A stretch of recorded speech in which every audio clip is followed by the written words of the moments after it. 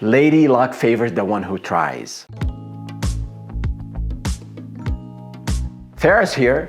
Let's talk about actually finding people to partner with. We've been discussing business partnerships, the pros and cons of partnerships, and what to look for in a partner. If you missed the last 2 videos in this mini-series, check them out. And let me know if you have any questions or comments. Finding a great partner is like looking for your first employee. Trust and relationship matter. For any key positions, whether it's a partner, an employee, or a trusted vendor, look in your personal, professional, and social networks. The same criteria apply for all of these people: chemistry, trust, and competency. In short, people who can perform and people you enjoy spending most of your working hours with. To start, begin looking in your network and network. To help jog your memory, you can think of things like people you went to college with, someone you met through mutual interest in volunteering to a nonprofit, someone you met through a hobby, art, or sports, someone you hired in a previous company. Remember that ex-colleague's amazing client services skills and genuine personality? Someone who approached you at a business conference after finishing your talk and asked brilliant questions? Meetup groups, matchmaking business events, online resources. Maybe there's a swiping app for this, I'm not sure. Lady luck favors the one who tries. But whatever you do, don't rush. I said it earlier in this mini-series, choosing a partner is the most consequential decision you make in business. And 70% of partnerships fail, and the split can be draining and expensive, so be diligent.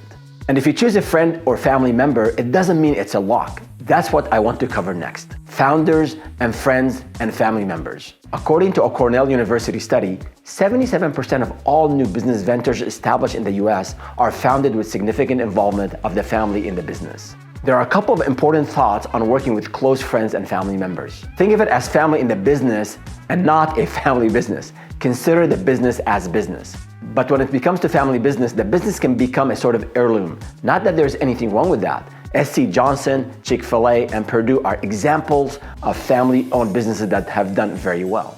I know a husband and wife in the marketing space where they jointly tackle the technical side and the business side, built their consultancy from the ground up, and grew to be a leader in their vertical. This story has a happy ending as well. The husband and wife saw the business through a significant acquisition. On the other hand, I've seen many families destroyed when money and ownership get in the way. Make sure, as you bring family members on board, everyone conducts themselves professionally. Make certain you have proper documentation and expectations, and set boundaries between work and home.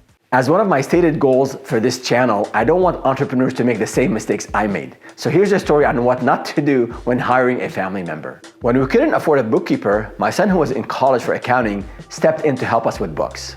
He helped for a couple of years. It was great, except if we had an argument at home, it was annoying for both of us to be at work the next day. Or if he was behind on something, it created a background level of friction. As his dad, it was hard for me to give him the same benefit of doubt and work through the conversation as I would with any other employee, especially when I knew what he was doing in his off time. And whether it's husband and wife or siblings, little things like this can strain relationships.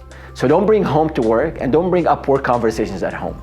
One place I see where family relationships work well is when one person runs the business while the other provides their skills in the back office, things like finance, legal, operations, or office management. One is clearly the decision maker, the other is a helper. Of course, here too, a spouse is more likely to disagree with certain decisions. Remember what I said about having awkward conversations up front? It applies here too. As I hinted at earlier, there are few things you need to protect against legally: partnership, shareholder, contractor, and other agreements. I'm working on a mini-series on finding and working with attorneys and a list of legal considerations before you partner. Check it out in the next few weeks. Okay, we've covered everything I wanted to share on partnerships. If you have any questions, leave us a comment. Or if you have any thoughts you want to share about how partnerships worked for you, please share those in the comments section. And if you like what you hear, subscribe to this channel. The spirit of this show is all about giving back. When you and your partner are setting your financial and operational goals, discuss ways to include giving back to the community. You might not be ready to commit a lot early on, but intentionality matters. Start with something small and build on it.